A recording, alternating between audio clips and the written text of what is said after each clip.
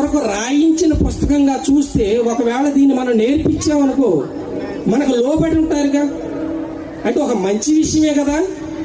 Okay, ఇంకా చూద్దాం, ఇంకో వచనం చూద్దాం. 2వ వచనం, నీకు మేలు కలుగునట్లు నీ తండ్రిని నీ తల్లిని సన్మానింపుము, అప్పుడు నీవు భూమి మీద దీర్ఘాయుష్మంతుడు వగుదువు. ఇది వాగ్దానముతో కూడిన ఆజ్ఞలలో మొదటిది.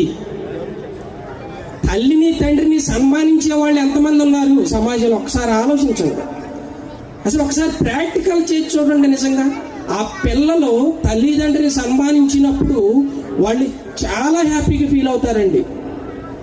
ప్రజెంట్ ఏం జరుగుతూ ఉందంటే తల్లిదండ్రులతో మాట్లాడటానికి కూడా సమయాన్ని ఇవ్వట్లేదు. అర్థమైందా? వృద్ధాప్యంలో ఉన్నప్పుడు వాళ్ళకి కావాల్సింది జస్ట్ ఏంటో తెలుసా? పిరికెడంత అన్నం,